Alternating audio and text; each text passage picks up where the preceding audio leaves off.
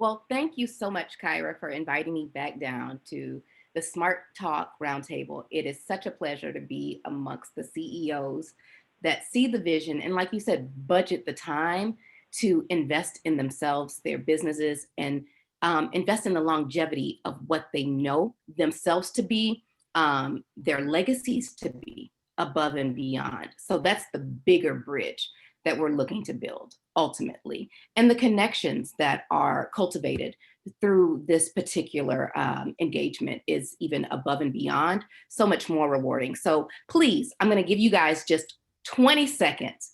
Grab some paper, get a pen, wherever you are close to you, because it's going to be some nuggets. There are going to be some notes. If you're not already prepared, go ahead and get them. We're going to count down the 20 seconds. We're going to give you 20 good, fresh seconds. And while I'm doing that, I'm not going to pause. I'm going to do that while we're doing the introduction. I'm going to introduce you to the Smart Talk Roundtable CEO, founder, and innovator, Kyra. Kyra is a highly developed, strategic, and analytical woman with skills and the ability to train and implement on multiple levels. Kyra has established the ability to identify opportunities for profit, protection, as well as the opportunity to increase efficiency within the infrastructure of an organization, leveraging people, processes, and profitability. Kyra Rénel Hardwick is an effective communicator with a knack for developing cohesive and productive teams. She is experienced in the development of both process and policy. Kyra's cross-functional experience provides a broad spectrum approach to addressing opportunities within an organization, creating a delicate balance between people and the process. Ladies and gentlemen, give it up for our founder and CEO, Kyra Hardwick. Hey, I'm excited. Hey. I'm excited to be able to. In lieu of not having our sound bites, right? So here we go. Right. And then also our special guest today, I am so proud to announce my friend, Alena Conley, founder of the Reminder Remedy company. Alena Conley received her personal development coaching certification from the CAP Institute. She is a proud alum of the Florida Agricultural and Mechanical University, where she earned a master's in business administration. Alena has over 13 years of business experience and 8 years of experience working specifically in the area of coaching and talent development. Her experience working as a small business consultant in the area of sales and marketing gives her a unique perspective when working with CEOs, organizations, and aspiring entrepreneurs. Alena earned her certificate in positive psychology, Martin Seligman's Visionary Science, and is currently finishing up her certificate program as a positive psychology practitioner from the Flourishing Center in NYC. Ladies and gentlemen, please give it up for our special guest, the Alena Conley.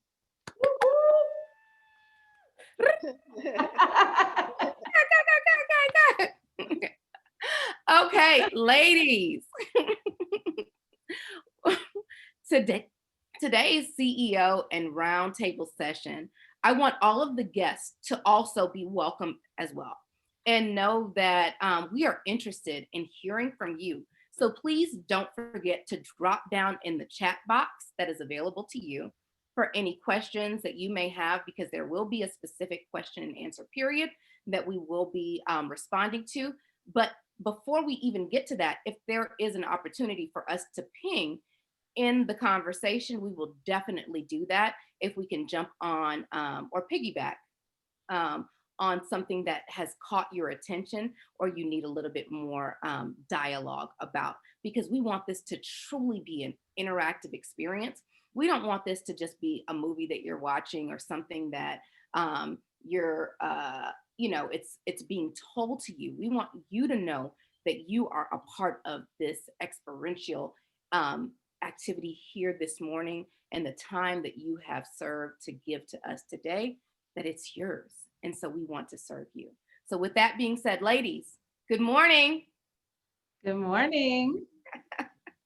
Okay, so we're diving in and we want to talk about our lifestyles and mental health. I did a really good job of sharing your bios and telling people who you are on paper.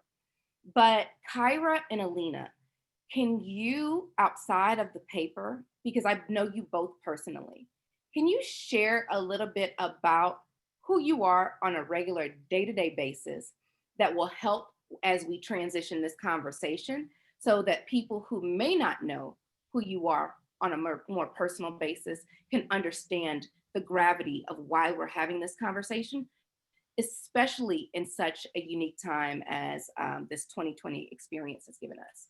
So, Kyra, I'll let you go first. Okay, so yes, aside from any accolade, any degree, any time I've spent serving a business, period, a nonprofit community, I'm a lover of people. I am a lover of the process and the benefits of service. Um, I lead with my heart. I follow my gut. Um, I take time to reflect. I'm that person that will have a conversation and then like 3 days later, I've journaled about it and I'll come back and say, you know what I just realized? And depending on the situation, everybody's like, you just figured that out. I'm like, I needed to process that. Like I needed that to become one with my values. It really does go through my value system, things that I'm processing or thinking about. And I think for me, I'm committed to being aware of who I am and what I'm doing in the moment so that I can be present in it. That's like a huge intention of mine on a consistent basis. I think when you think about who I am, it's that. And I mean what I say. And I tell people my yes is solid. My no, it's probably negotiable. My yes is solid. And that I've learned, right? I can always think a different way to maybe change a no into a possibility, but my yes is really solid. And so I think that's it. I love first. I'm giving you trust before you lose it. Um, I want people to experience that too. Like I try to give that so people can actually know how to give that back to other people, right? Um, Hopefully I'm answering the question like who I am. I mean, I'm a mom, I'm all those things, but my kids embody, I can see my personality and some of those really intentional attributes in my kids even and how they love and how they share and how they process. I see it in the people that I've had the ability to influence closely, team members, what have you, just their ability to process and to be present with who they are in that moment. Like it's the tough work, it's the long route to becoming, but it's the work that it's not flashy. Like I can't go to the store and buy this thing. You got to sit in it. You got to get in your journal. I told you I brought my journal to the party. If y'all know anything about this journal, I've talked about it. This is her, and she is loaded. And I just like real life happens here. Real life happens here. When I die and somebody opens this journal, they're gonna see that I prayerfully that I showed up and I walked the same way that I talked and that I thought and I became one with the beautiful gift that God has created me to be. That's it. That's who I am. Okay. Now, Alena, I'm going to give you the floor to share who you are before I get involved. So it's your turn. So, Well, I just love listening to Kyra just talk about how just self-awareness is something that she embodies as just a way of life, because that resonates a lot with me, and I think that that's a quality that especially today in today's conversation we'll probably get into more, but it's a quality of mine that I have always sought after, this process of who am I, what makes me happy, what brings me joy, how do I live life without feeling like it's a constant uphill battle, which is probably why I've always found myself landing in that aisle at Barnes and Nobles, just relishing in the self-development books, like, oh, this is just a beautiful place of, questionnaires and astrology and you name it, like I'm all about it. But I think that what has kind of helped me evolve into the person that I am today really goes back to realizing that, that intentional looking inward isn't something that comes natural for everyone, but it is something that is actually not only beneficial, to create a flourishing life, but it's pretty essential. And so having a natural knack for that, I've spent the last several years trying to figure out, how do we, live in seasons like 2020, or just adulting, as I would call it, from a place that feels good, especially when I started seeing so many of my colleagues to my left and my right dealing with the increasing numbers in depression and anxiety, particularly with postpartum depression for moms. I am a mom of 3.5, so meaning 3 kids, and I'm 38 weeks pregnant, 37 weeks pregnant. And so this has been a very much a part of me discovering, what it looks like to kind of become a new or be rebirthed season after season, and being able to kind of do that from a space that feels good is what I'm all about. So having deep quality connections and conversations, that's what brings me alive.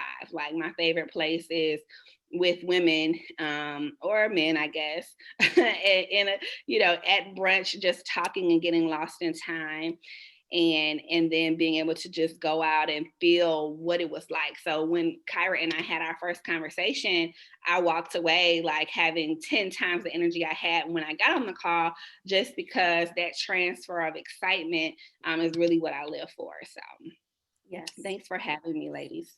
No, it's a wonderful thing to have you guys and to have you both in this space, and to share. And for the people who are participants joining, I really hope that you glean just some of the gems or the nuggets that will truly be dropped in this sharing, because they're going to be some of the most authentic and transparent.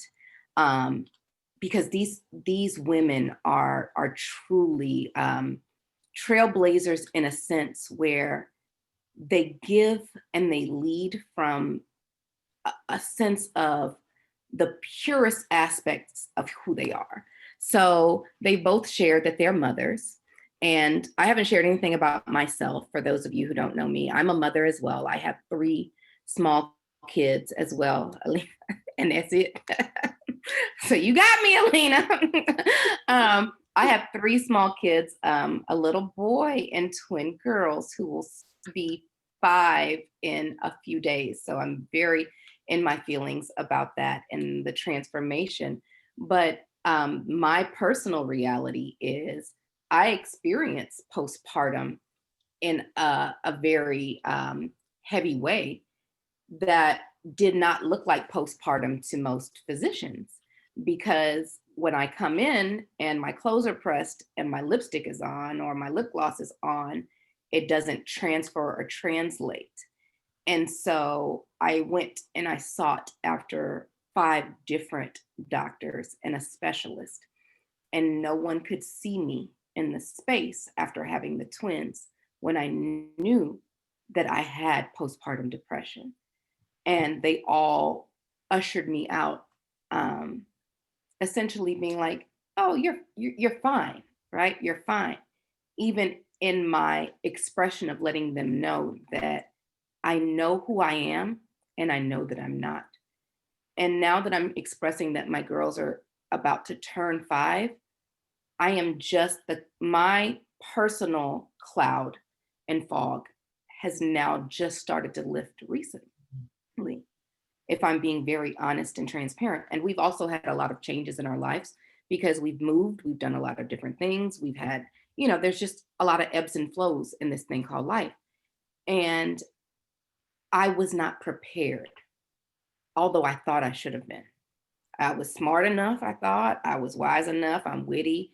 I am this and I'm that. All the things that I could tell myself. So without going to my own personal story, I want to ask you ladies, when there are times in your life when you feel as if you are unseen or unheard, how do you combat that and rise above and come into the next version of who you know yourself to be without that window? Because it took me a long time to get back to who I know I'm supposed to be. Alena, do you want to jump in or you want me to take it first?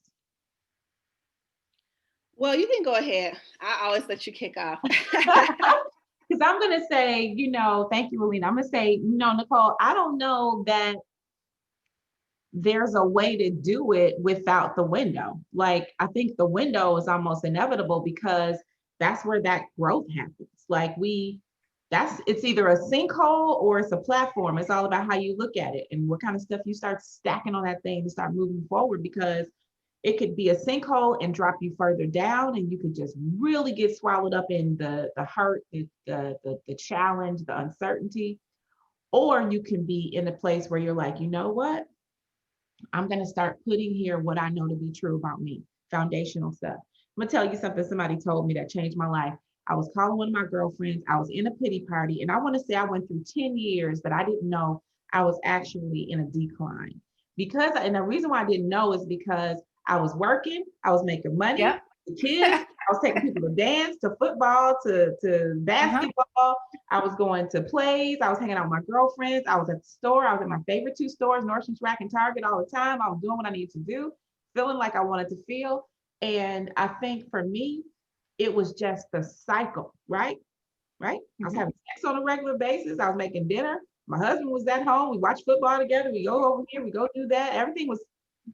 I was in this decline. I was in a decline because I was taking what I thought was normal and I called it right. And I didn't realize that my soul was not being served. So I was masking it and I was looking at myself as if I was the problem. And the problem was not necessarily me. It was the fact that I was not aware of what was happening to me. So I was in it, functioning in it, and allowing that to be called normal. And I knew in my gut, remember I started this thing saying, I follow my gut. I was sick. My cycles were irregular. So let's talk about the stuff I ignored. Right. I was out of whack, period. I was retaining water. I'm like, I'm too cute to be chubby at this point, right? It's just a certain level of chubby. I'm fit, but I can't be chubby. So what does that look like? So, but my point is, all that stuff was happening. I'm eating all kinds of foods that weren't serving my body. So the exterior looked right. That interior was messed up. And I was deteriorating it even faster because I didn't know how to solve. I was like hamster on the wheel. So when I tell you the time was right, I went through about 10 years of that. And until I started unfold, it wasn't until I was naked enough in entrepreneurship that I had to look around and realize I didn't have any safety rails or guards, right? I didn't have every 2 weeks to guard myself and call that good and pay. I didn't even make that much money. 6 figures is not a lot when it's 5 people in your house. So I'm using money as a method of, self-medication and making things go. Still don't have enough at the end of the month. Still don't have enough saved. But anyway, we'll get past that. But my point is, it wasn't until I was hyperly exposed in entrepreneurship and I had to show up without the company, without the briefcase. I had to show up. And how I showed up was so alarming to me because in my core, my core was unchanged. My heart has been the same, but my soul was like disrupted because I was like, I don't know that I'm delivering in excellence. Now I'm not on autopilot. Okay, all of my training wheels are gone. Everything's exposed. And so that's when the fact that I was in the space became real for me, right? And when that became real, I did what I knew to do first, which was to work, to create something, build something. That I know how to do that. And then when I started building something, what happened was, and here, okay, I'm about to get real good in my seat. What happened was the stuff started shaking around me because I'm disrupting my own path. The stuff around me started shaking, which then I started to see what was not stable. So it started to amplify and give me core vision around these are the things that are challenging you in your gut. This is why you're sick, why you have irregular everything at this point, because your soul is disrupted. I had to face that thing. And it was because I started making sacrifices and allowing things to be okay that were not. I was digesting so much emotional abuse. I was digesting so much emotional just flip-flop. I don't even know how to describe it. It was like, you can call it abuse, but it was like, I was also a part of it. You know what I'm saying? Like, I invested in it too. So I was perpetuating my own demise and I didn't realize it. And so as quickly as I want to call, my marriage a bad marriage, my marriage wasn't bad. The people in my marriage changed. And when we changed, it disrupted the norm. The norm was the only thing that we had that was solid. And then when the norm was no longer okay for me, I had to choose. And so me choosing put me in that space that you spoke of. That's where the growth started happening. And I see my mentor on here and she calls it the space in between like what you think you should be, what you want it to be, and then what it is. Like this is where the work happens, right in here. Does that make sense? That's where God wants you. Sweet spot, right there. You humble enough to know it ain't you, and humble enough to know you can't do it by yourself, and humble enough to know you have to seek support. You got to get quiet. That's spot. Yeah. That's all I got. No, that's not all I have. Let me just tell y'all. That's my answer. That's your answer. Okay. All right, Alena. Yeah, I mean, I think that, and I'll kind of just look at it from when I think about working with my clients and also things that I do for myself. I am getting into a space where the more arsenal of tools I have to help me identify what's happening, the easier I can make what I'm feeling and what I'm experiencing concrete. And in that, it allows me to create action sooner rather than later. So it's funny because when I kind of like see Kyra doing these hand motions and then she like freezes in the middle of like this sweet spot of like where God wants you, it reminds me of a tool that I use or a process called polarity mapping, which I actually drew a picture. And so when you started doing your hands, and you could just kind of see it right here, but a lot of times when we think about pose, we always think, okay, this is work and then this is personal life. And we typically will label them, either I'm killing it at work or I'm killing it in my personal life with my friendships, motherhood, etc. When really the ultimate balance of life essentially should replace the or with an and. So I'm killing it in work and I'm killing it in motherhood. And for many of us, or my personal life or my relationships or whatever, and for many of us, that feels like unachievable. And so what I like about the polarity mapping exercise and what I think is helpful, especially when you talk, Nicole, about like, how do I know when things are just not right to kind of pull myself in? A part of that exercise is having these red flags already identified when you're going too deep, right? So meaning either when you're doing too much, right? You're killing it too much, because we know if you're going all in on work, something is going to suffer, right? Yeah. And then if you're not doing enough, something is going to suffer. And that's on both sides. So when we can identify these different red flags of when that's happening, it helps us to mitigate how deep or how high we go. So just as an example, a red flag for working too much may mean, my diet is poor. I'm gaining weight because I'm not taking any breaks. I'm snacking all day. It could be, I haven't talked to my family members because I'm working so much. Also on the opposite spectrum of not doing enough work, maybe you're killing it too much in your personal life, right? Maybe you partying too much. A red flag would be I'm missing deadlines, I'm rescheduling appointments, I'm trying to figure out how can I call this off. And then when you look at the personal side of things, there could be red flags like, oh, I'm avoiding phone calls. I'm not posting on social media. I haven't used my calendar in 2 weeks. That's like a huge red flag for me because I'm such a planner person. If I see that I've gone a week without using it, that's a red flag for me to think, oh, what's changed?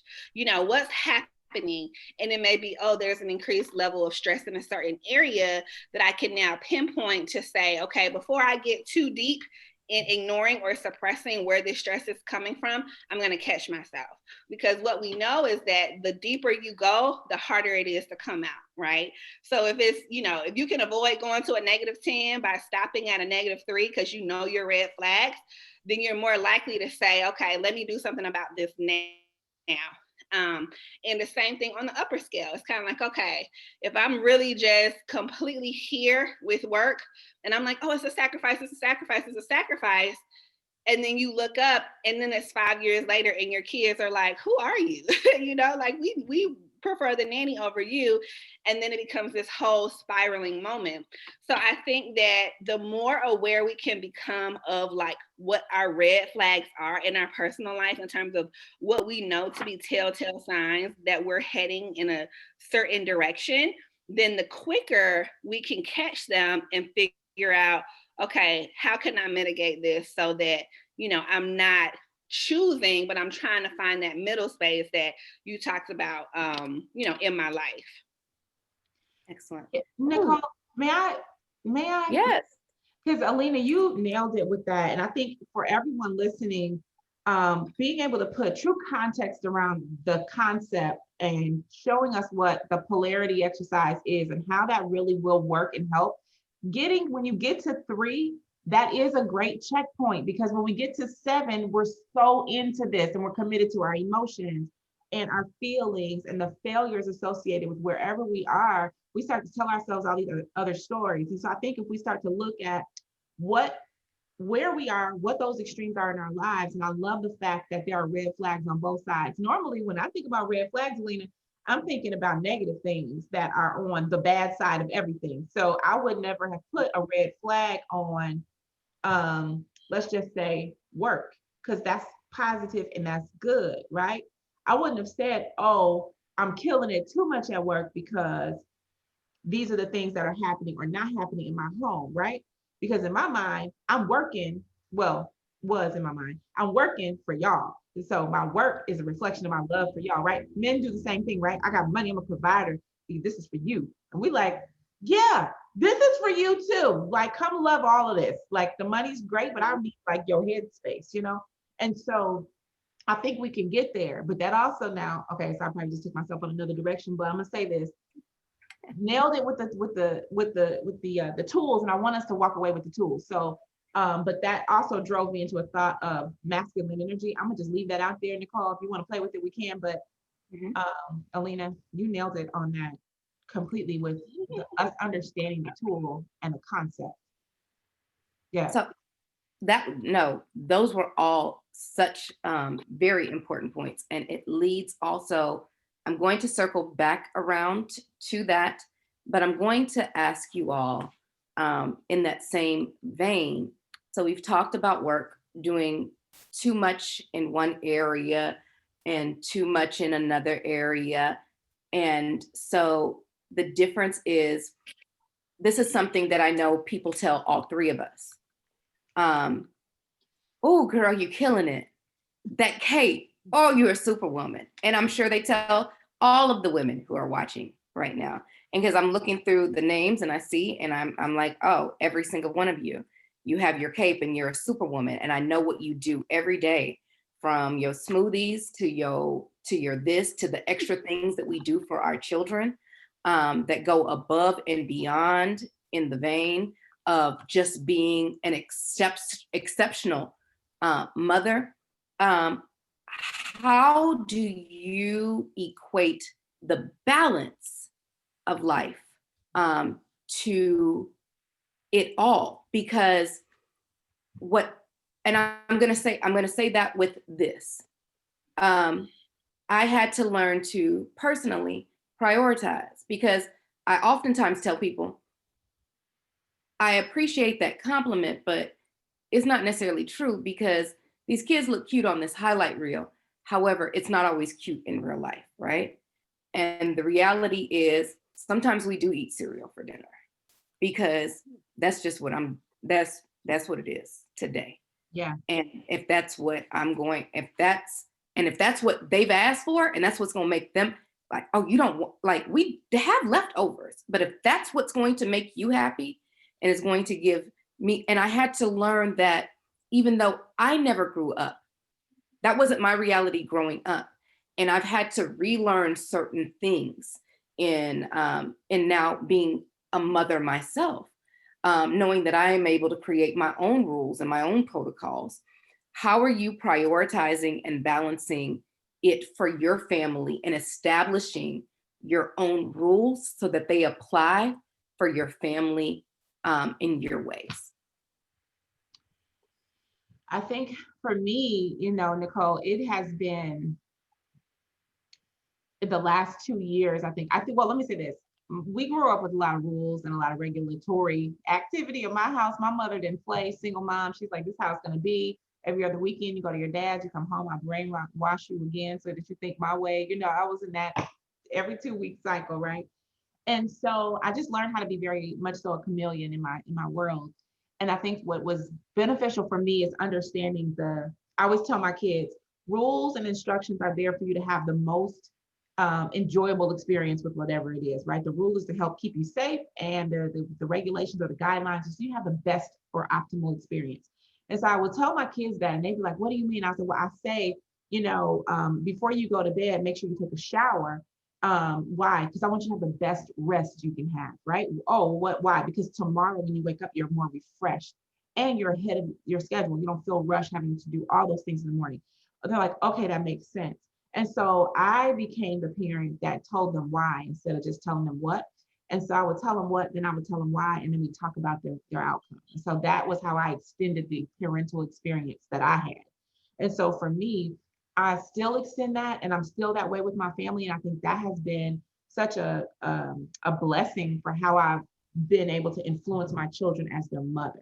And even with their father, and I alluded to their father before. So, and I'm going to say that now, like after 22 years of marriage, then walking away from that, making a choice that I knew was going to better serve myself and my children, even in the last 2 years, being in a new space where I'm parenting, we co-parent, but I'm parenting, you know, for the majority of the time. And I've carried those same rules. And so we really didn't miss a beat when it came to the parenting side of it, or when it came to the work side of it. I did have to figure out how to balance my work time more efficiently because he wasn't there to balance out the parent experience. So that's the biggest difference. And so for me, having started really strong as a parent, that was, I think, the gift that God gave, so that when this transition happened, my kids are older though. So I'm a little bit ahead of you guys in terms of the age of my kids. You know, my kids are 24, 15, and 11. And so they're learning how to do things more independently and staying that way. And so we've been like that. And so I think as a parent, that's been the gift that I gave myself, and I didn't know it. So to answer your question, balancing those two, calling it what it is, I still make time. I still open my bedroom door for them to crawl into bed with me. I still close my door for them to stay wherever they are so I can have my own space. So I think we just found it. And I didn't know this. I'll share this thing. I didn't know, and the pandemic has taught us this, that we are so very similar, my kids and I. We're just as much introverts as we are extroverts. We will all like, okay, that was great. Thanks for all the love, engagement, and the dinner. Yay, rah, rah, rah. Everybody goes to their rooms, like, doop, doop, all the doors closed. And we're all in our little sanctuaries doing what makes us happy. And at first I was like, I don't know how I feel about this. Then I was like, no, this is what makes us happy. Everybody's good. So that's my response on that. And so I think it's been a gift, quite frankly. Excellent. Yeah. Alena? Yeah, you know, it is. I actually find that comment of like, how do you do it all? Like so comical. Because every time someone says that, I'm just like dying, like literally emojis. When people say that, like we have a mom chat for me and my line sisters, and one girl really said like, Alena, you have so many kids and so many businesses. How do you do it? And I'm like, girl, I don't do it all, you know, and I'm actually okay with that. And I think that it is that mindset that becomes the biggest thing of letting go of the guilt of not doing it all. I think that when you do some of it, or in some version, it becomes good enough in certain seasons, then, you know, you can hold on to like, oh yeah, I've done great things, you know, in the past. Right now, this is where I'm focused. But it becomes like that value system, which I start out with a lot of people, is what do you value this in this season? And then certain seasons I value other things over, one area over the other. And because I easily identify them, it makes it much more, I guess, intentional in terms of where I spend my time. So, there are seasons where I may say, this is the season where I really value just like putting a little bit more effort into my work. I'm getting it off the ground. And then there may be other seasons where I value figuring out what's next for my children. This has definitely been a season that's been all about my kids because they're not babies anymore. And so for the first time, I actually have to make real decisions for them. What schools are they going to? What therapists are they going to? I have a special needs child, which forced me to slow down on the business side of things. And I felt like the first part of that was like me resisting, oh, now I have to really be a mom, versus being a mompreneur. It's like, no, I'm really like 90% mom and 10% business owner. And I have to be okay with that because, in 10 years, I may be back on top. It's like life still keeps going. And so I keep that in mind when it comes to sometimes feeling like I'm missing out in certain seasons, because there are many people who, want the season I'm in, and vice versa. And so it's really just kind of accepting where you are. But also I believe in this concept of, and I talked about this on my podcast maybe 2 weeks ago, in this concept of being a maximizer versus satisficer. And you guys will hear me talk about tools and terms all day. Okay. Clearly I'm new off my my certification. But basically the term maximizers and satisficers are like, maximizers are the people that have to make the perfect decision and the perfect choice every single time.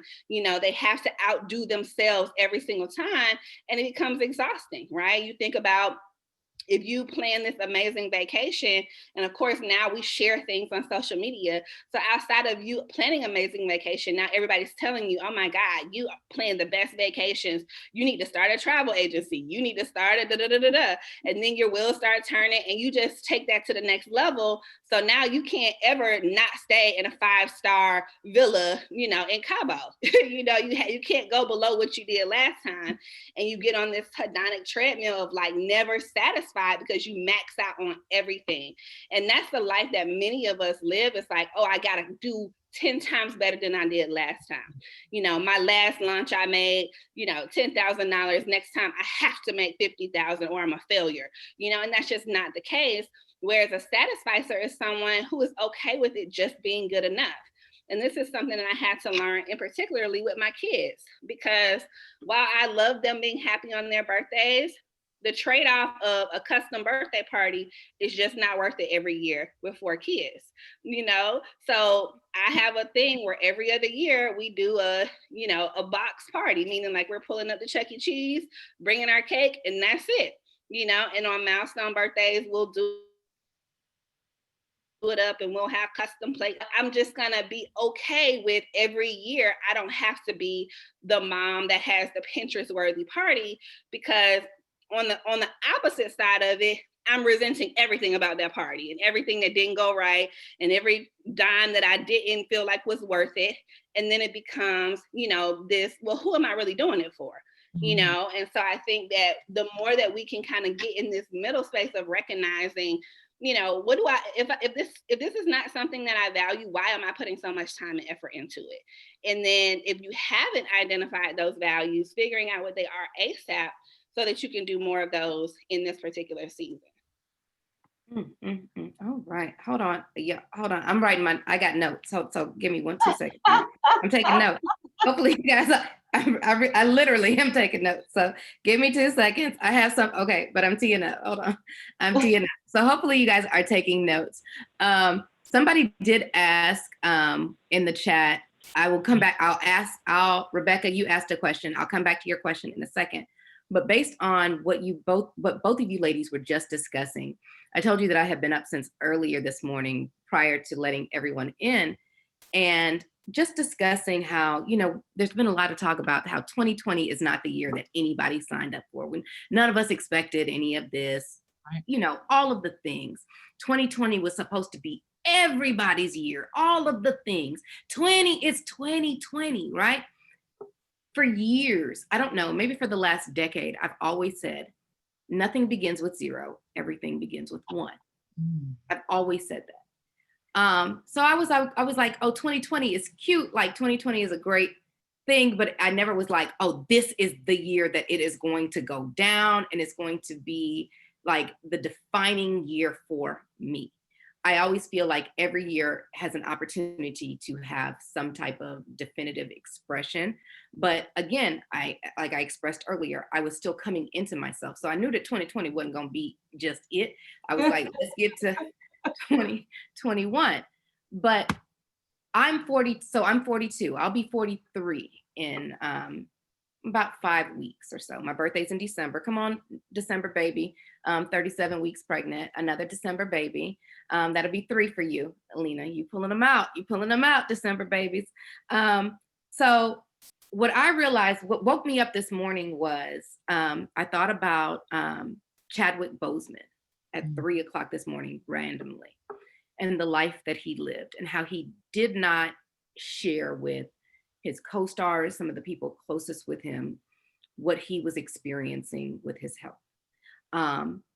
And went through filming, such amazing roles with the Black Panther.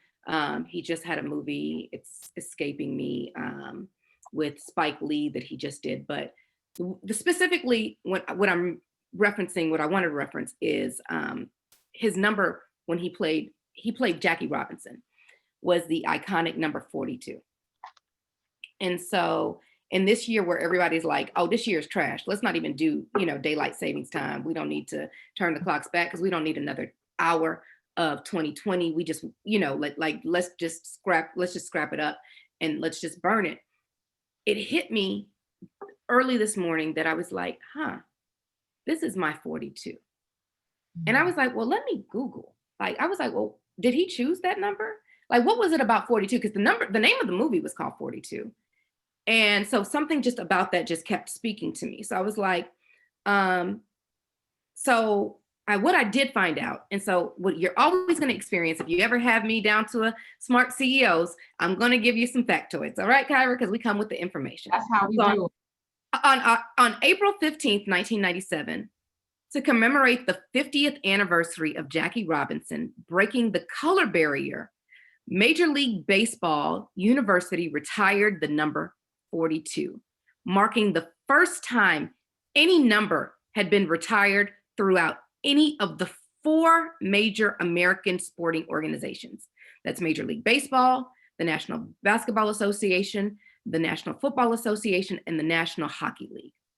Those still wearing those numbers at the time were allowed to continue to wear it through the tenure of that season. So the lesson is, to me, keep doing what you're doing. So I was like, wait, did he choose that number? Because he had other numbers before. He had the number 28 at one time. He had the number 18. And then basically I found out that number had just essentially been assigned to him. So it didn't necessarily have a specific significance. He didn't choose it because it was his mom's birthday is not April 2nd that I know of. Well, it didn't come up in the Wikipedia.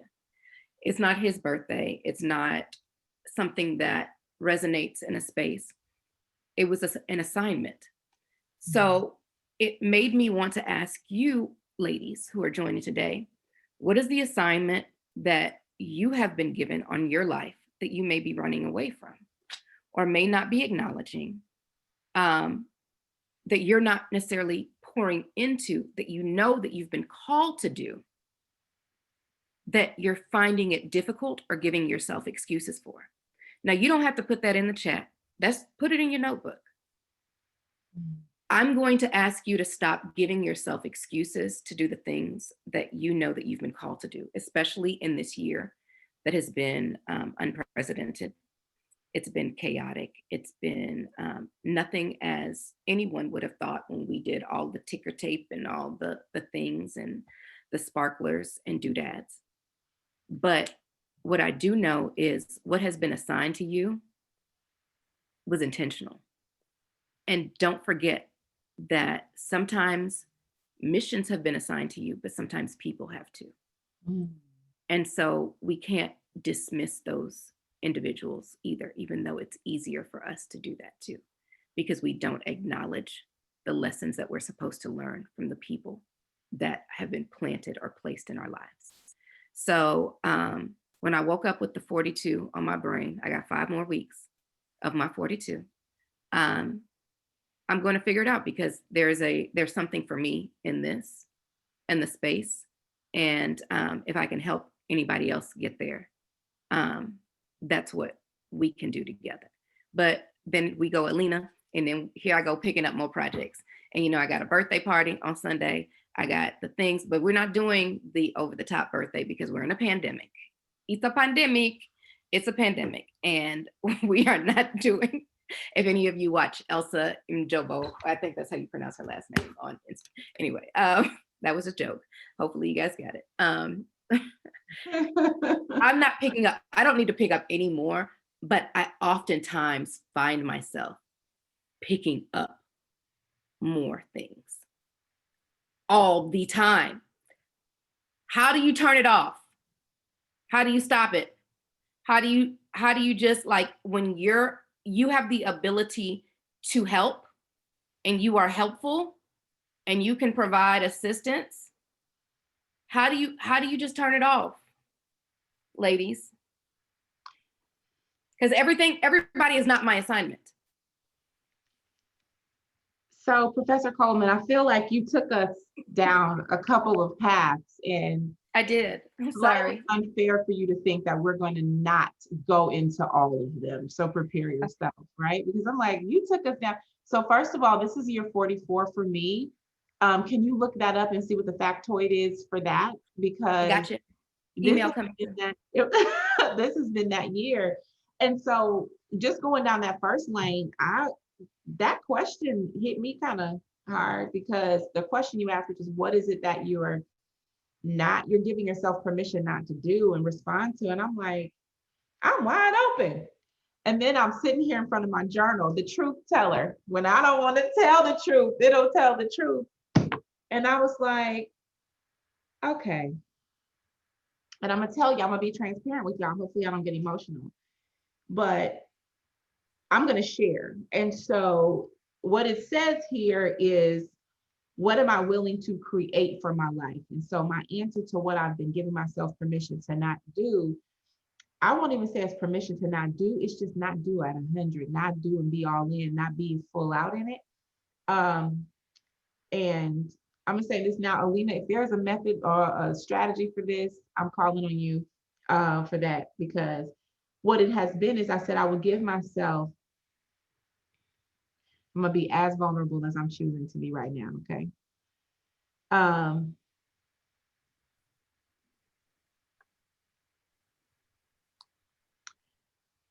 I said I'm gonna be willing to create for myself, and I'll just do this. I'll say peace, God-centered, not forcing things that don't serve me. So I'm gonna just use that because that's broad enough to encompass everything, because there's some details here, but I don't know that that's a necessity for this conversation. So my point is, there's a space that I deserve, right, to occupy. And I know that I've accepted my inability to get there as almost like a reflection of who I am and what's good for me. I hope I'm not in circles. I've accepted that to be almost like, you can get close, but you're not going to get all of it, right? Almost. Brandy said almost doesn't count. So I've always gotten to almost. And in my greatest space of defiance, I've said to God and screamed it out, I'm sick of almost, sick of it. Because almost is so debilitating because of the energy you put in getting to almost, and then you get to almost. And so for me, it's blowing past that point and realizing that I deserve that part. And I think I've gotten to almost so many times. And I'm in a space now where I'm blowing past almost, but I'm blowing past almost with such a, like in the church, we got blind faith. with a blind faith because I don't know what's on the other side of it because I've always gotten to almost. It's like this banister here, right? This got railing. I can get through this thing. Now, how I land down there on that floor and that marble, I don't know. But this is like that almost you get to, and you're like, I'm almost there. And I'm saying, no, I'm going to actually get to whatever's beyond that. And so for me, the denial has always been, I can get close enough. I can look almost like it. I can feel almost like it. I can almost have it, whatever those things are. But it's a different kind of peace and it's a different kind of purpose and intention that's on the other side of that almost, that I am absolutely sick of denying myself. And I'm committed to not do it anymore. And it has everything to do with me. And so that's my answer to that part. And that's also, Dr. Coleman, what is keeping me on track with what I'm supposed to be focused on. Because it's, Rebecca, all you girl, it's in front of me. You hear me? It's in front of me. I only have what's in front of me on task. And then I have a whiteboard that's a mirror, but it has the what's in front of me written down. And it's a mirror because I want to see me in it. I want to see me in it. That's where it is. And so those are the things that, so I'm not denying myself and I'm not picking up the strays and the shiny objects because they feel good or because I have resources for them or because I feel obligated or I feel guilty. Damn feeling guilty because I have a gift. Not doing that. I've done that already. So if it's not in alignment with what my assignment is in this season, I can't do it. Defer. That's why you have a network. Refer. Let somebody else eat and let that work. So Alena. Refer. I feel like I have like 3 people that I'm getting ready to refer to you this week. Actually, I keep priming them because I'm like, I'm not getting ready to do that. Let me send them to Kyra. But I think that for many people, 2020, as crazy as the year has been, I think that when you think about 2020 vision, it is about just like that perfect clarity, and so many people have had just the stillness that they probably would not have asked for, because just silence can be loud. Being alone with yourself when you haven't before can just be bizarre. Being around your family when you before were just like always in passing, and it's like all of a sudden I was just looking at Kevin Hart's new comedy special last night, and similar to what you said, Kyra, everybody's waking up like, oh, my kids are actually kind of cool, like I like them. Or like they're just like me. And so we've had these seasons of unintentional stillness, which hopefully most people will come out of realizing bare bones what is essential to them. And I think that kind of happened to me 2018, 2019, when I went through just like my own personal rock bottom. And in those seasons, it was very much about stripping all the things, not because I wanted to, but because that's just kind of how they happen.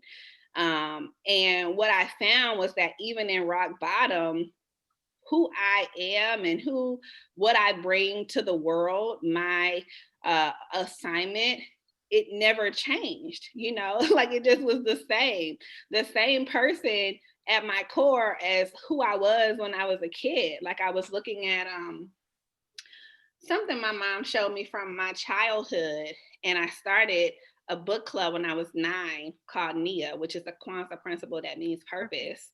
And I'm like, so you were really doing the same thing that you're now doing, almost 30 plus years later. You were doing as a 9-year-old.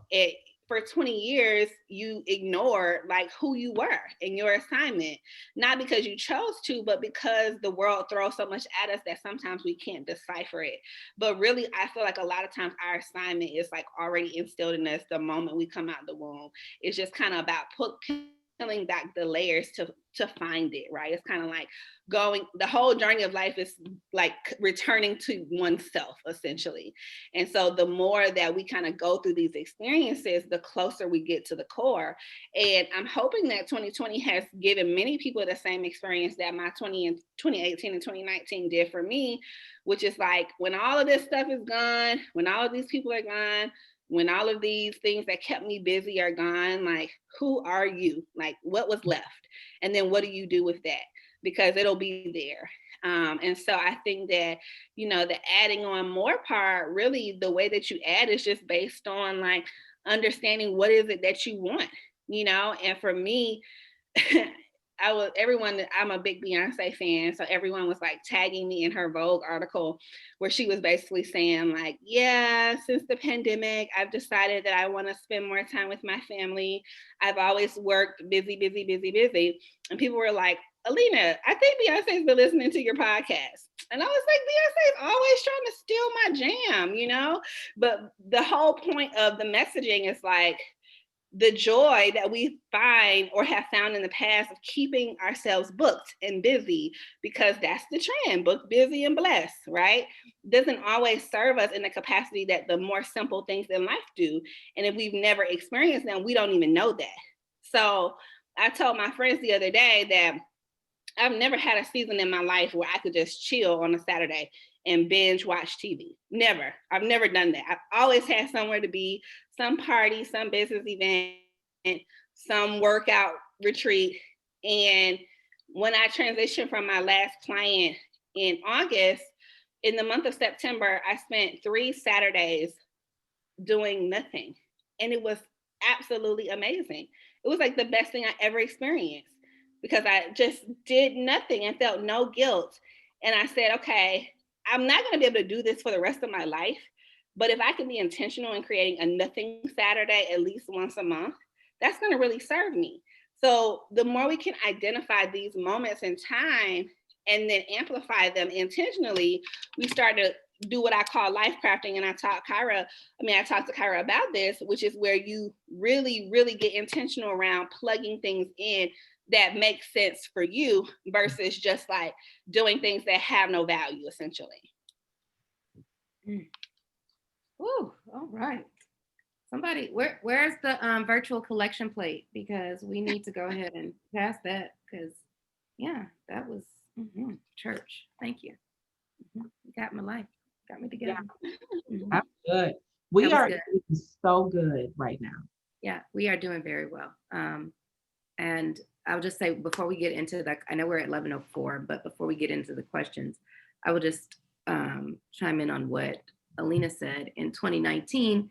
And this is something that I even shared with you, Kyra, in one of our meetings, is that that was the toughest year of my personal life, because I had moved from my hometown to the West Coast, away from family and friends. And my husband was traveling like 90% of the time at that time. And I have 3 small toddlers. And even though I knew that this is what we were signing up for, knowing something and doing something are 2 completely different things. And it wasn't until I knew, like, that whole piece when you were just like, you just show up, you're just doing the things, you're in autopilot. Like, I was literally in autopilot mode, just going, doing the things, making sure like everybody was fed, clothed, do like checking the list. And it wasn't until I watched Ava DuVernay's When They See Us, when I was telling you about that experience. And it was the last installment of that, when I had a huge personal breakdown of my own. Because when I watched the gentleman who played Corey, who was in, if you haven't seen that installment of the When They See Us, it's about the Central Park 5, who were now the exonerated 5, who were falsely imprisoned for crimes that they did not commit, for the rape of a jogger in Central Park. When one of the gentlemen who just went to go take his friend, he went to go accompany his friend who was supposed to go to the police headquarters to be investigated, to be a support system, he ended up being included in this and then ended up getting put in jail. Anyway, in his time in jail, he goes into what is it called? Isolation. Isolation. Yes, thank you. He's in isolation. And his time in isolation did quite a number on him.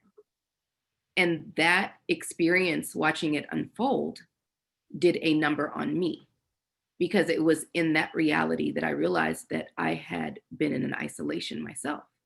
Like I was not, although physically I was not in, a 10 by 10 or an 8 by 8, but I was isolated away from my family and my friends. And even with that withdrawal, I still isolated myself more. I no longer worked in corporate America, so I wasn't having adult conversations with adults on a regular basis. I was only doing things like family and kid stuff.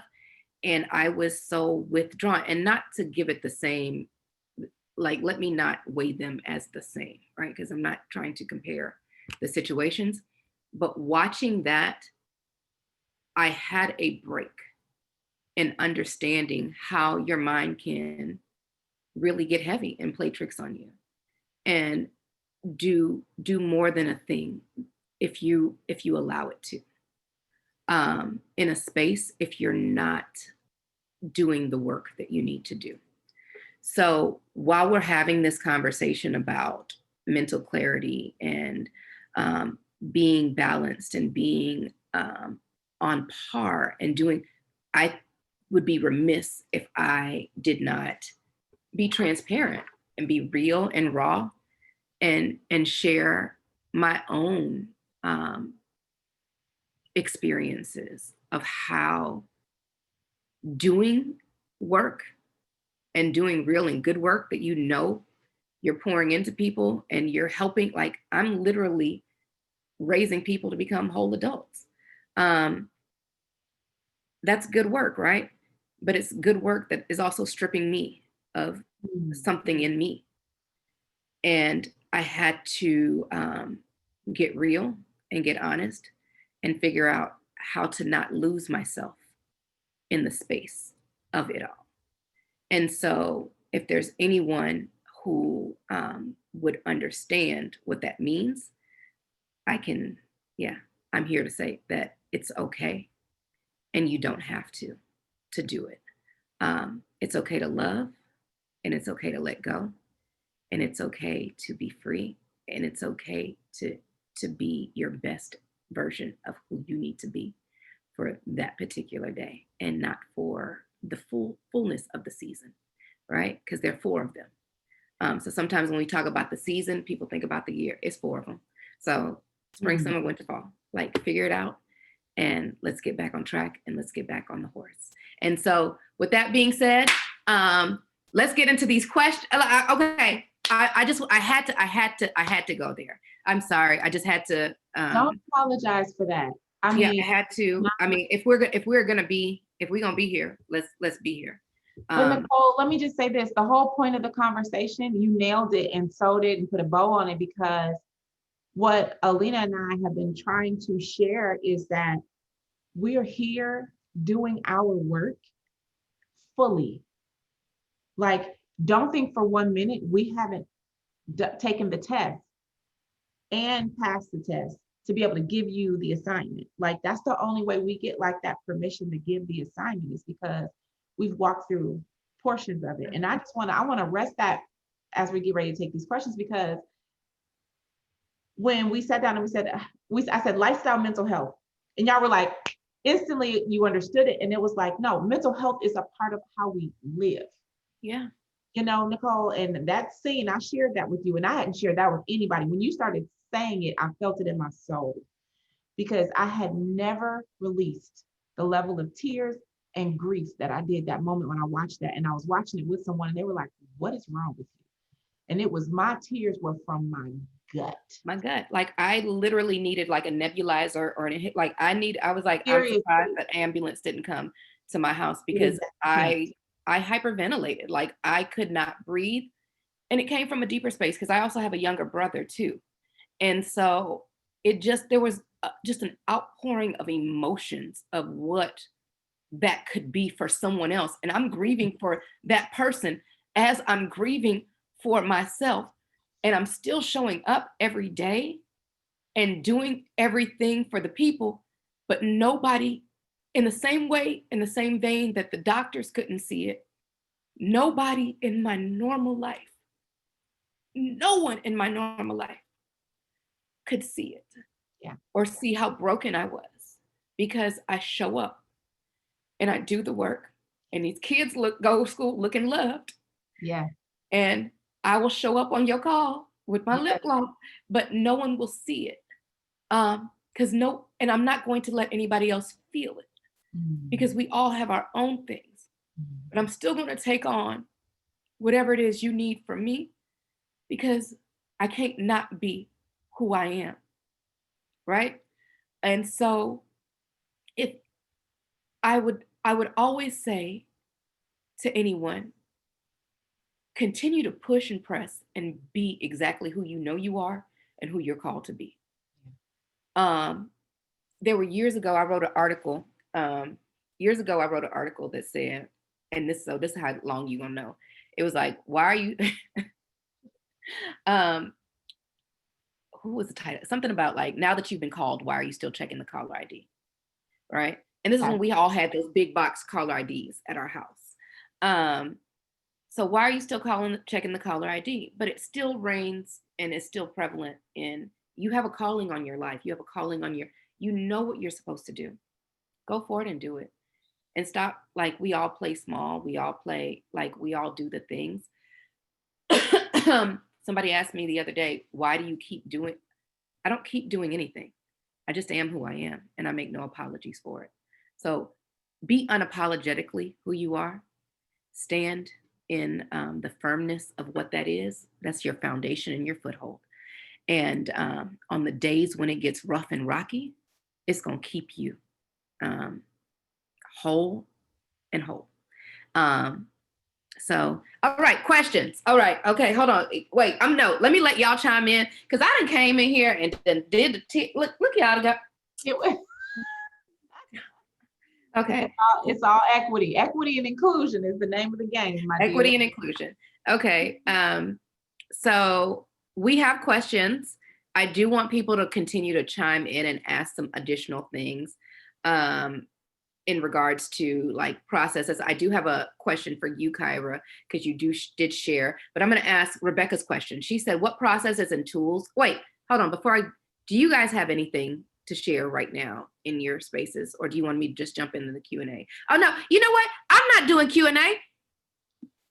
Kayla's doing, like, let me hush.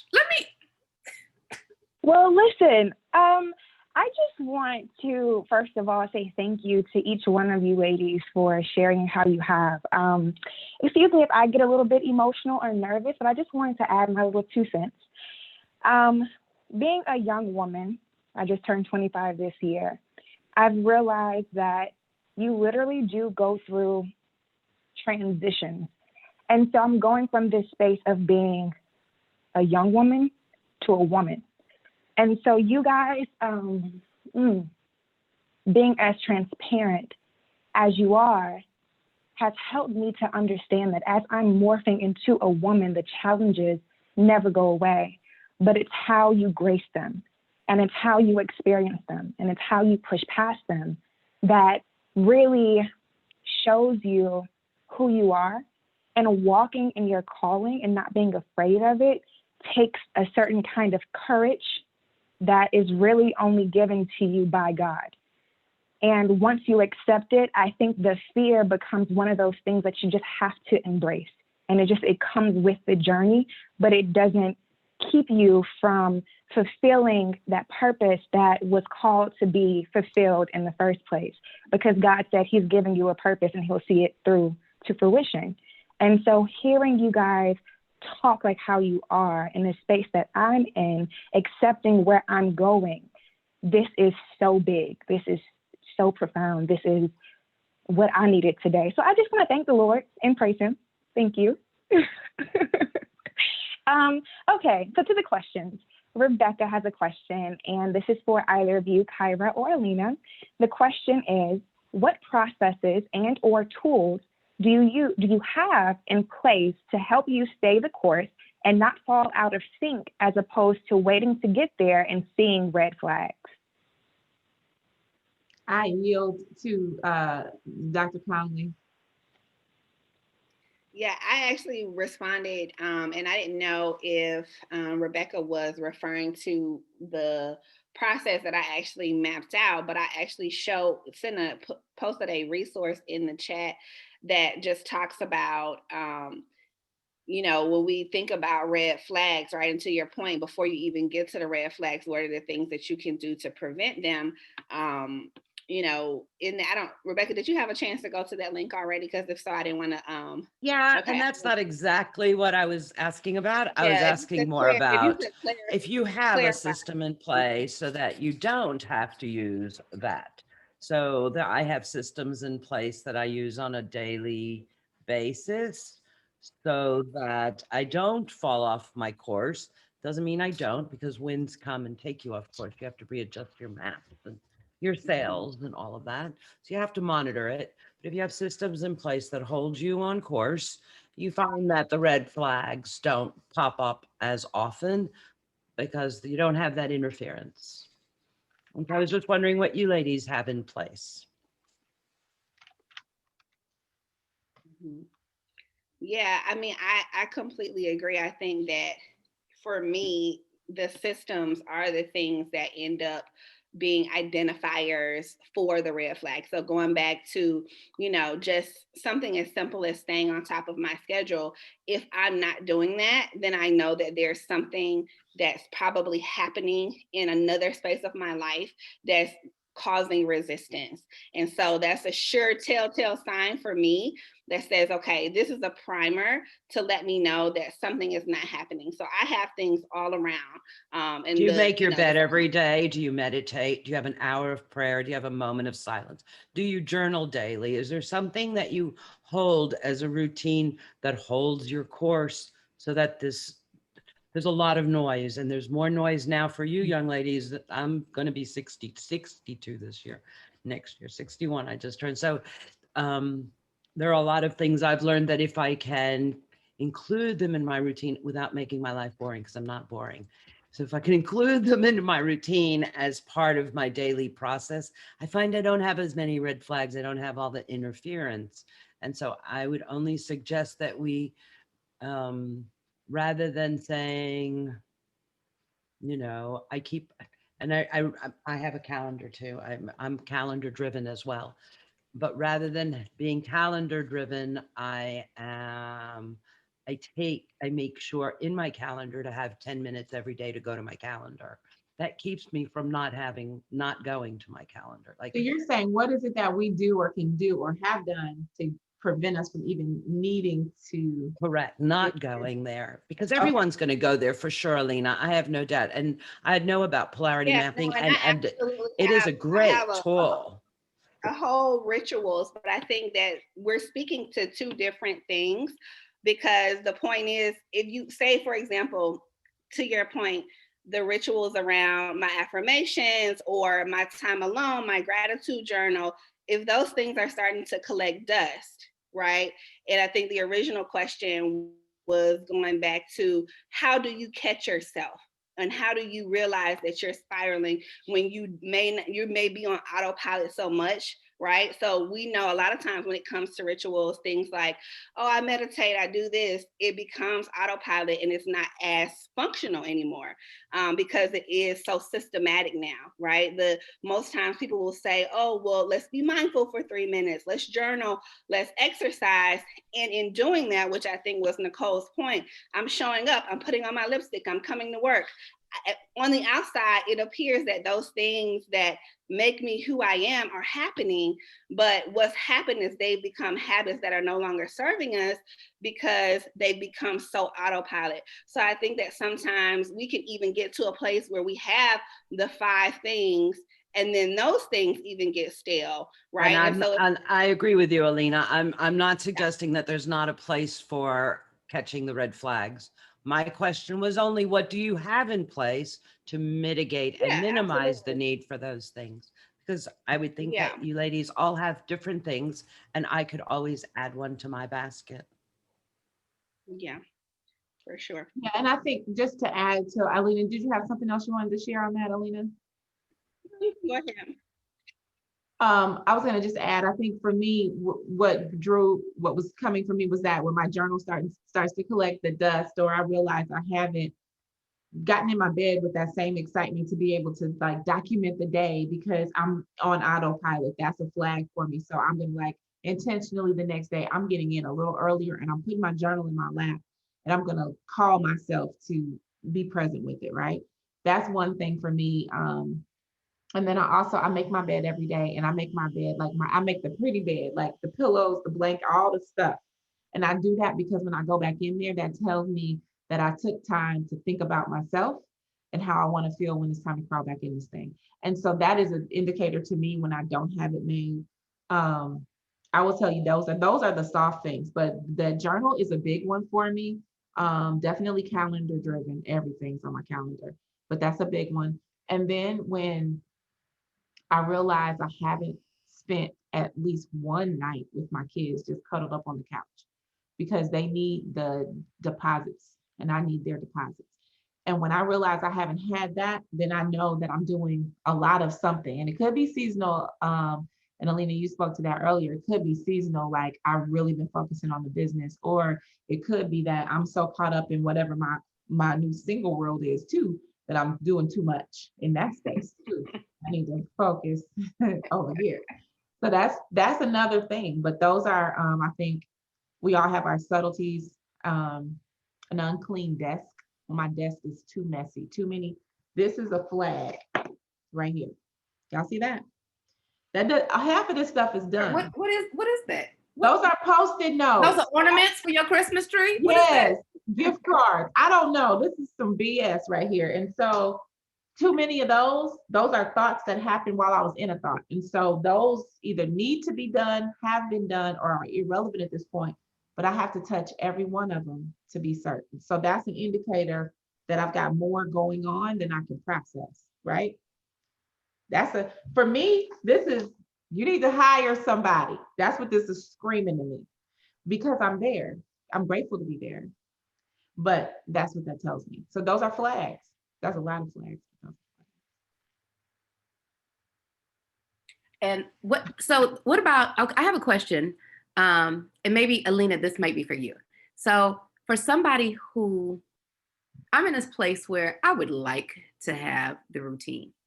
I would like to say, I'm going to meditate. Because I did even add the Peloton app and I paid for it monthly on my phone.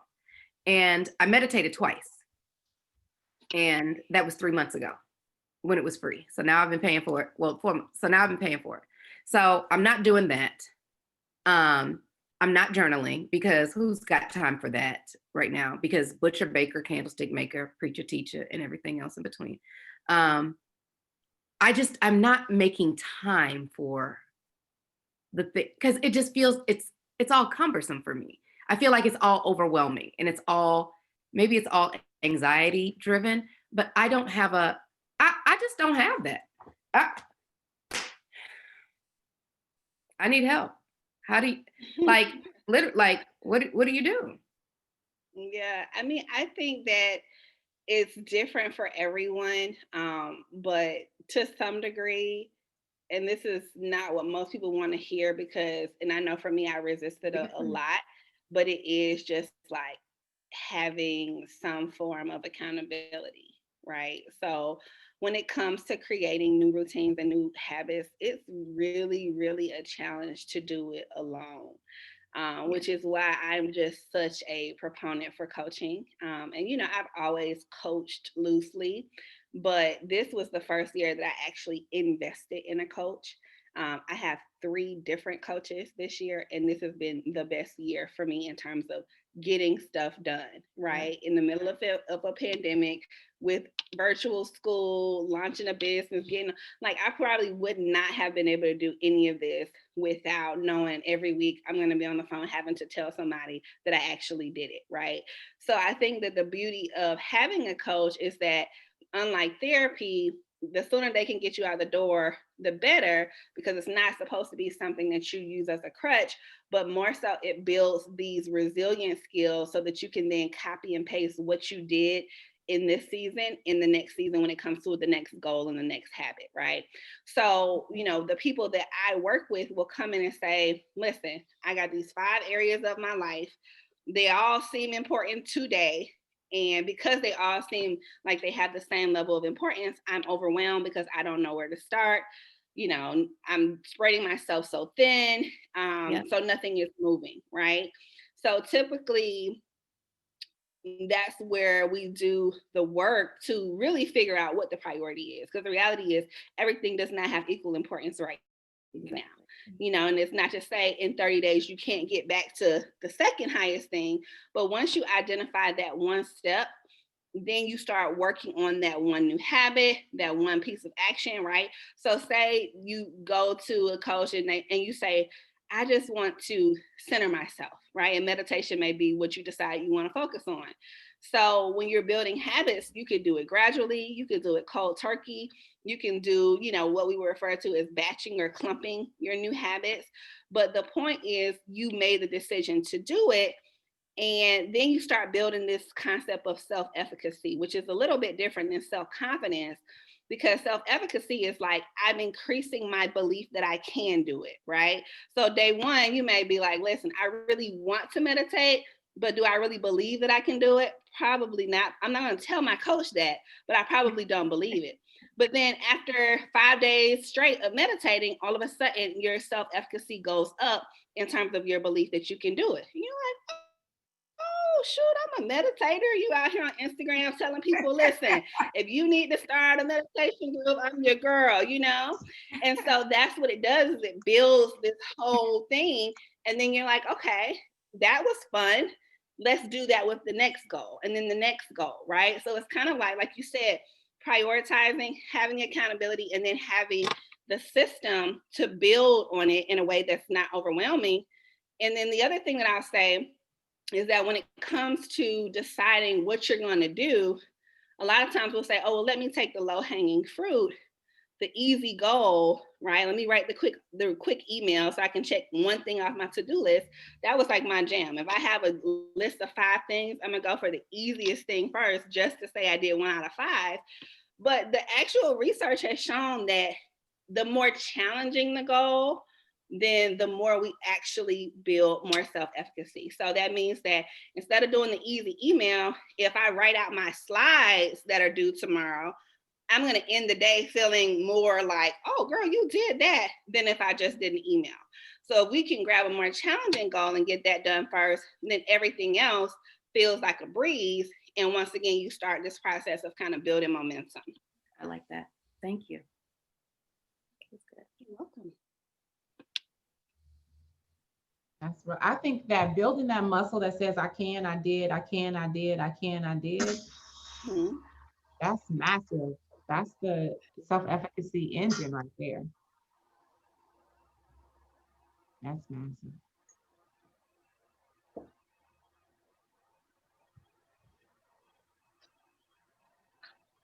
So we do not have another question listed here. However, if you guys would like to continue to expand on the topic, I would suggest that we do so.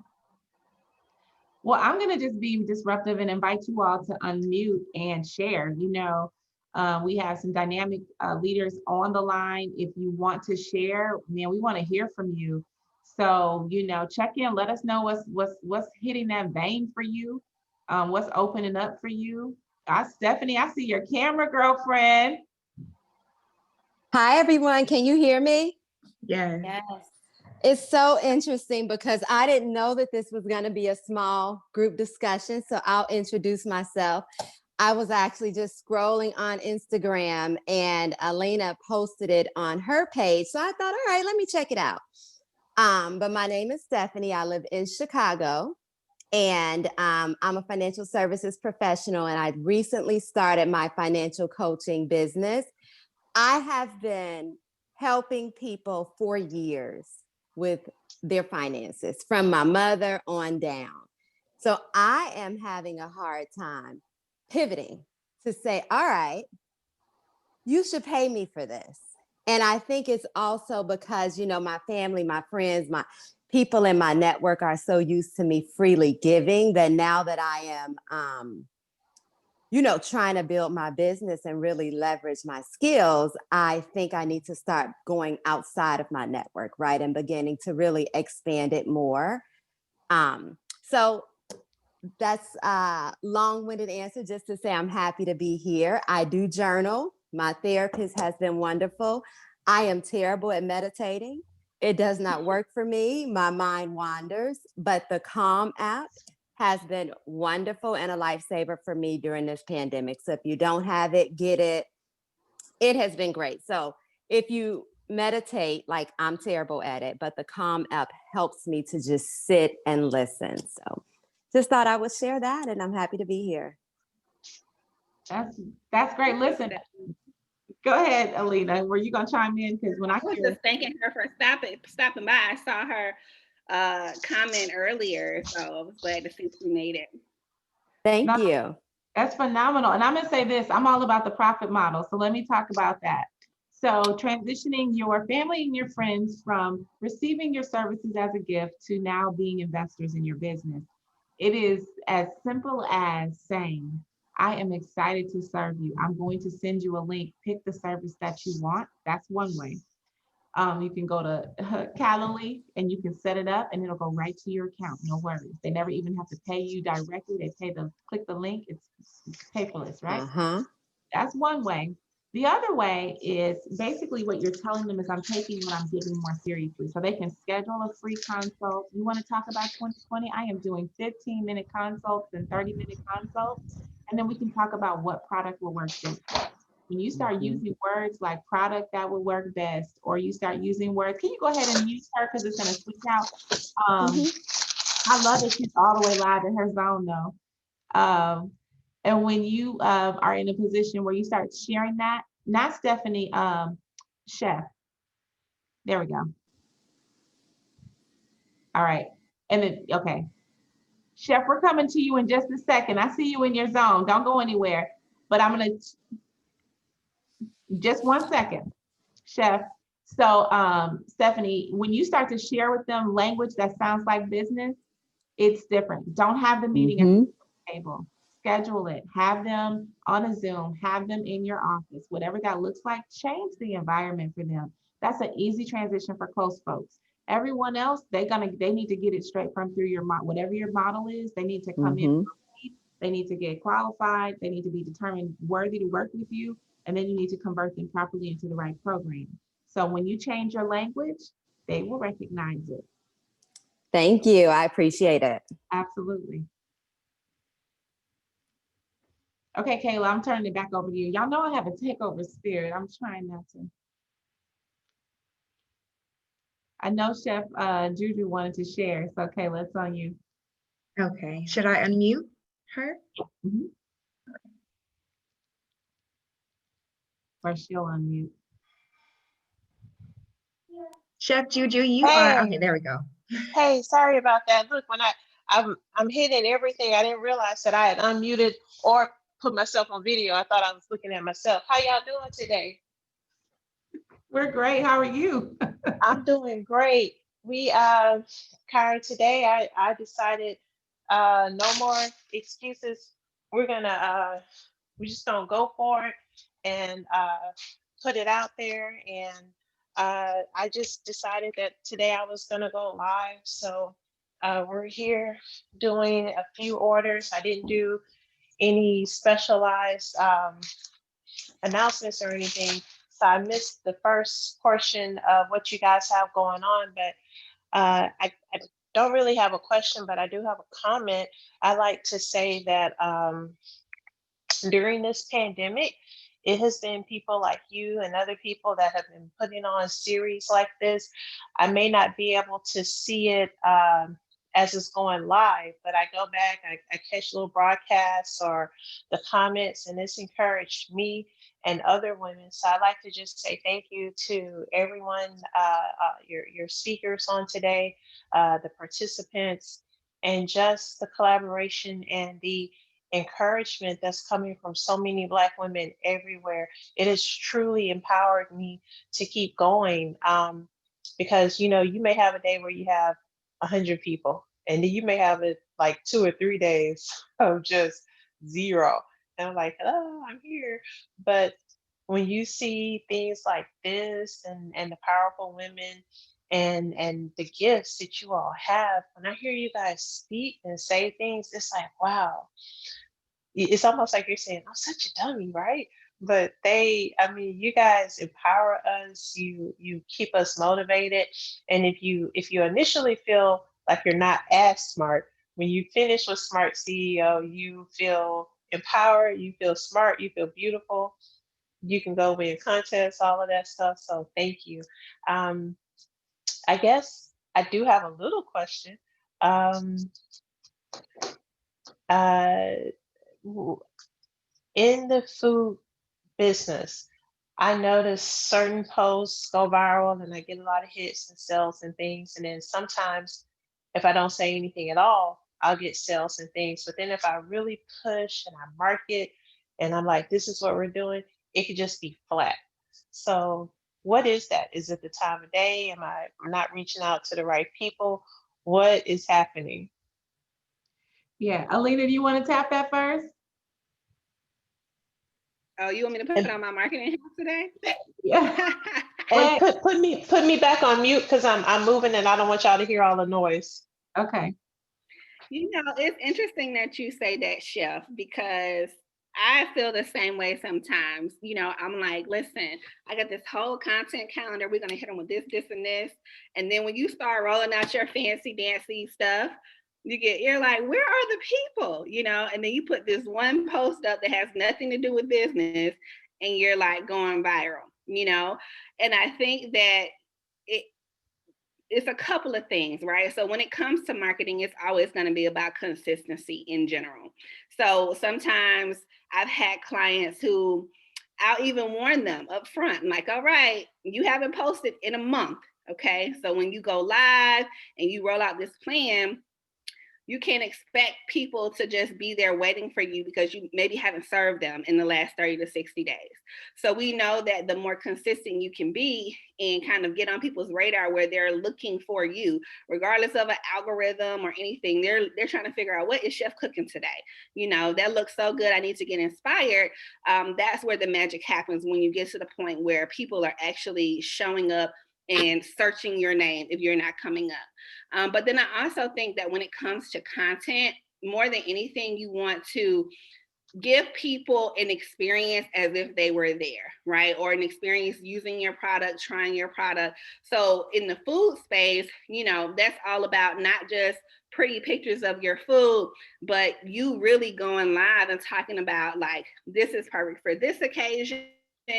How can you make people feel like they're in the kitchen with you, you know, showing them the ingredients, the process, because it becomes very sensorial when it comes to food, right? It's like, okay, what's going to make people hungry? What's going to make people want to go and buy those same ingredients or come and get, you know, the plate? And I don't know your business model, but I always try to remind people it's about my husband is in marketing as well. And he will always talk about how Coke switched back to, you know, everything is about swallowing the Coke, showing the driplets on the bottle, you know, and people don't even really drink soda anymore. And they'll look at a commercial like that and think, oh, I want a soda, right? So it's like tapping into those five senses is always going to be a great way for people to just like say, oh, this is so satisfying. I could watch her, you know, make this macaroni all day. That's good. Oh, she's muted.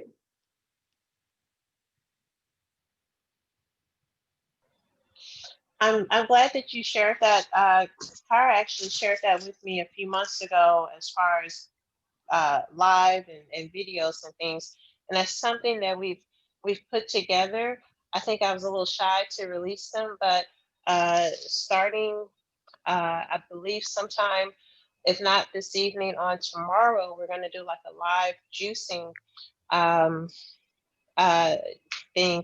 Of course, with COVID, my deal is I like to cook and juice and have an audience, not like 10 or 5 people, but just somebody who can enjoy it other than myself. I would love for everybody just to enjoy what it is that I have going on and for everyone to see it. So of course with COVID, that's been a challenge, but I would love to challenge that idea for myself and to keep the momentum going and put myself on a time management system to where I'm cooking, taking orders, juicing, and then I say, hey, I know during this time I need to do my video and show people these are the ingredients. Here's what you can do. Here's what you use to do it. And if you don't want me to do it, here's how you can do it and make it simple at home. And then keep their attention and not keep it any longer than 2 minutes, I think, or a minute and a half. But thank you for sharing that information. And Kyra, I love you. Thank you for everything that you're doing. You beautiful ladies, y'all inspire me. So y'all can keep me on mute. I'm gonna still be here. I'm making some.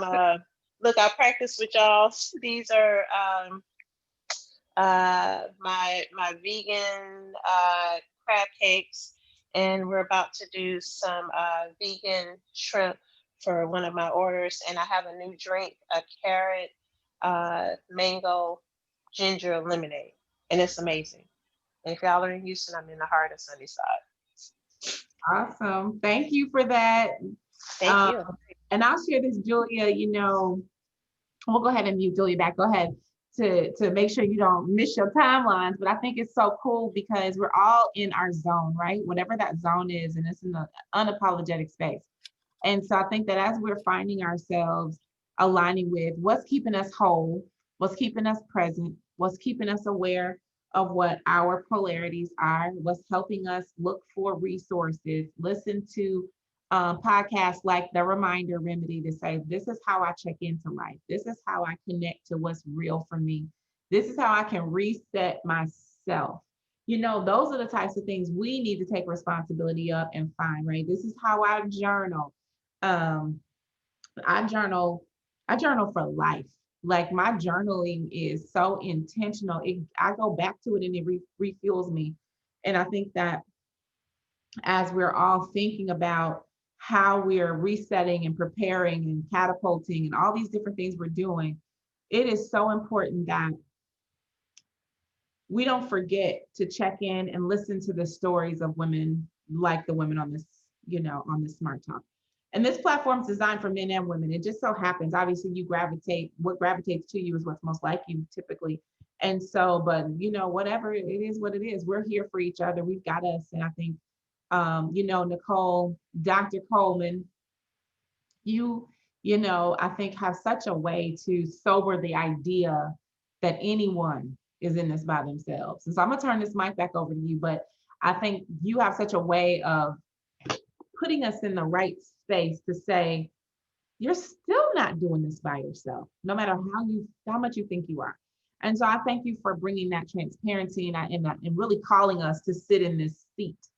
And if you want to kind of talk about where we're taking you all on a journey, and I know that was in our copy, we're taking you on a journey. So I'm going to turn it over to Nicole if you feel comfortable sharing a little bit of what the journey is going to be over the next couple of months, because this Smart Talk Roundtable is intentional. And if you know me, I'm a strategist. So my movement is always intentional, every bit of it. And I want you to know Alena Connolly, and I want you to get into her camp, and I want you to connect with her. I want you to have experiences similar to what I've had in my very first encounter with this woman who has an arsenal of insight that is far removed from basic. So I want you to understand the level that as I say, I want people in my camp that are at or better my skill set. My crown tips, I will adjust yours, you adjust mine. We're in this thing together. And so we're coming at that level on purpose. And so Nicole, Dr. Nicole or Coleman, I'm going to put myself on mute and let you, do what you do.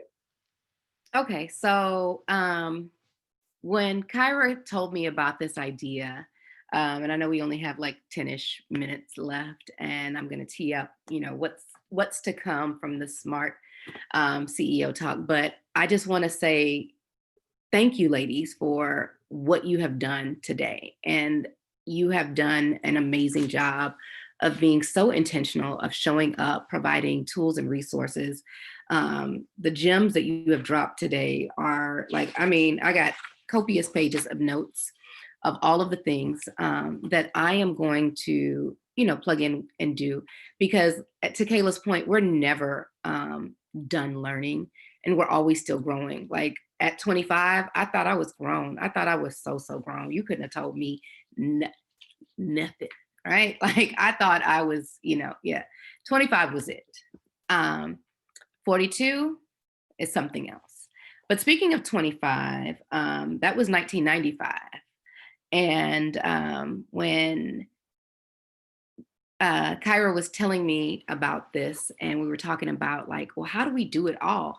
The first thing that came to my mind was what, Kyra? I was like, kind of like that Montel Jordan hit. This is how we do it. This is how we do it. Yeah, so it's always been a hit, right? And so have each and every one of you in the vein. And so that was his iconic multi-platinum song. It gets you on your feet. Doesn't matter if you in the club. That baby kicked, didn't it, Alena? That baby kicked. So I know that in 25 years, we know Montel Jordan from this one particular song. He's had other hits. And he's even transitioned into a life of ministry. Now, his life doesn't mean that your life cannot transition or change or take different avenues or routes. We can rewrite whatever it is that we are designated or designed to do. But the way that we do it is just the way that we do it. We don't have to do it like, I don't have to do things like Alena. Alena doesn't do things like me. I have learned a lot from Alena. Alena mentioned that she had a special needs child. I also have a special needs child. And when you have children with invisible special needs, it's a whole different ball game than anything else, because you show up differently. And sometimes you're excluded from that conversation because they're like, you still don't show up good enough because your kid isn't special enough. Right. And so like, that's a whole nother conversation for another day.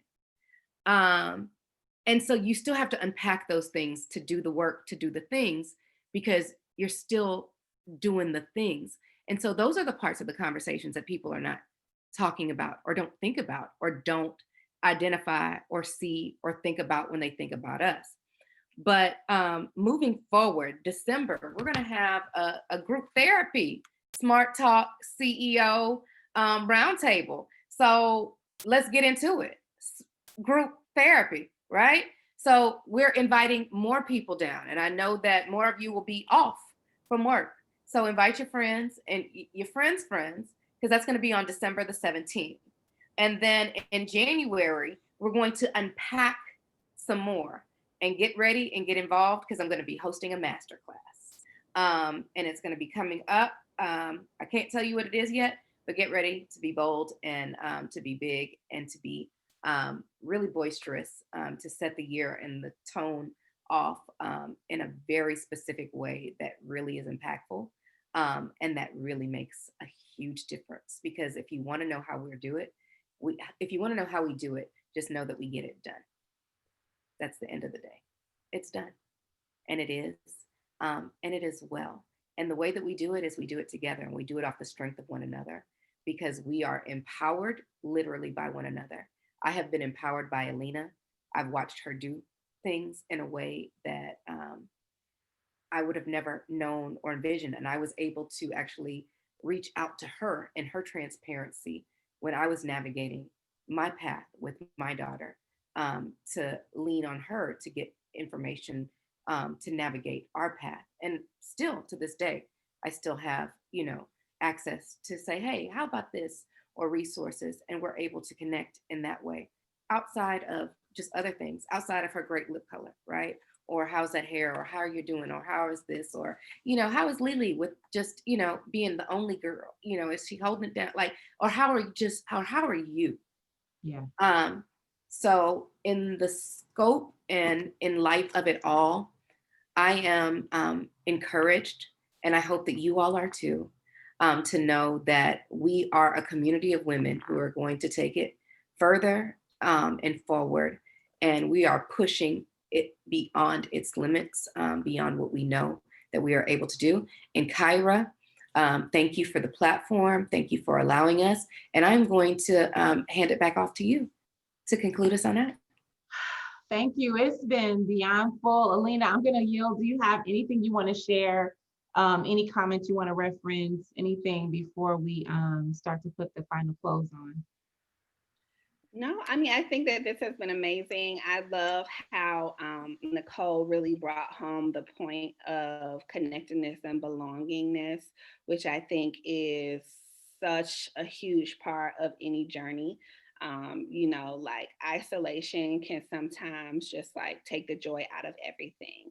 And although it is self-work and self-discovery and self-care, so much of that is tied to our relationships and cultivating them and making sure that, especially in the pandemic where we know for many cities things are getting ready to shut down again, that we don't go into this place of fear, but that we do more than ever to connect with our loved ones, whether that is just another Zoom party, you know, or the FaceTime, or you know, the social distance drive-by Thanksgivings.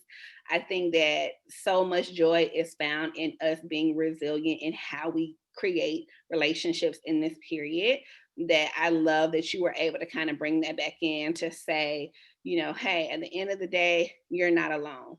You know, and I think that that's what I found with a lot of people that I work with. And even last night we had a recap for my group coaching session, and a lot of the young ladies said it's just so refreshing to know that I'm not the only one out here just trying to survive life. You know, and the moment we can give ourselves that empathy to say like, I'm doing what I can, I'm doing my best, but then also sharing that vulnerability with others, it then becomes a huge superpower for us to move forward. So thank you for having me. Yes. No, oh, sorry, Nicole. No, I was just saying thank you. I was, no. Thank you, Alena. We haven't met, but I appreciate all of your insights. Nicole, all of you ladies, so transparent. It's so lovely to see. I'm glad for you. You don't have to wait to be 60 to do it.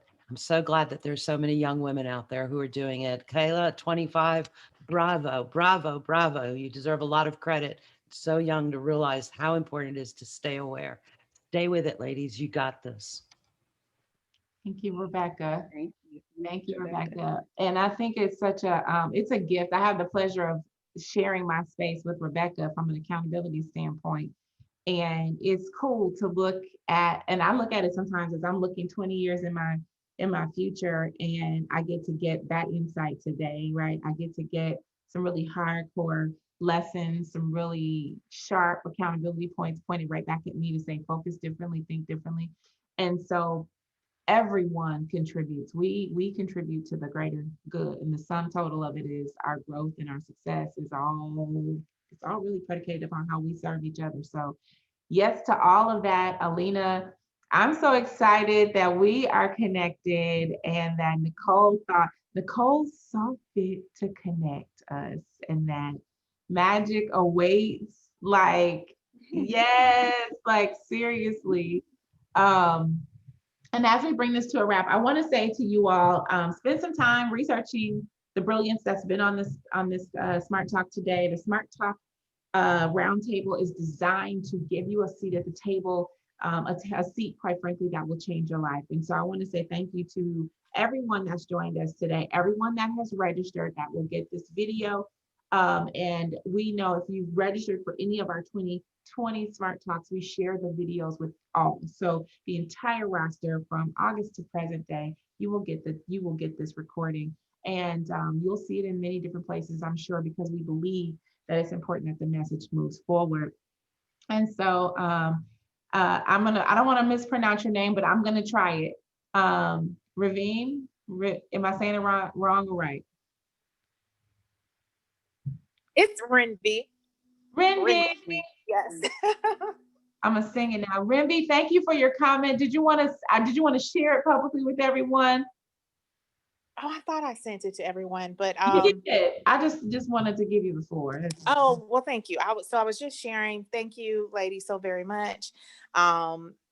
I shared that I've been trying to reconcile being this, as we say, I'm a boss professionally, but then personally, sometimes I just operate with caution and maybe second guess myself. And so the gems that you all shared today have been just amazing for me to kind of go back, do some self-reflection, and continue to do the work. So I appreciate you all for that. Thank you so much. Thank you for being present and for your contribution to today. And then Stephanie says, thank you, ladies. It was awesome. I've enjoyed the discussion. It was nice to meet you virtually. And Stephanie, don't let this be the last time that you connect with us. There's so much more, and we're stacking this intentionally to build a lot more in our arsenal so that we can really be as great as we've been called to be. So to all the smart CEOs out here in the world, I am Kyra Hardwick, your smart CEO, and thank you for joining us today. It wouldn't be right if I didn't give you guys a big dose of joy and injection of all this good stuff. I've been drinking coffee since I don't know how long. My cup is empty. And for all of you, Nicole R. Coleman, you absolutely razzle, dazzle, and amaze me on a regular basis. Cheers to you, darling. Thank you. All right, everyone. Until next time, we'll see you on December 17th, and you'll get the recording in your inbox. And congratulations, Alena, Mazel Tov. All good Yes. things. Yay. And congratulations. Big cheers for the baby coming, y'all. Big cheers for the baby coming. Come on, December 12th. Yeah. Very exciting. That's my due day, actually. Won't he do it? See? Won't he do it? He said, just ask. Just ask. Thank you, guys. Bye, ladies. Be safe, everyone. Stay safe. All right, everyone. Bye-bye. Thank you, Kyra. My pleasure.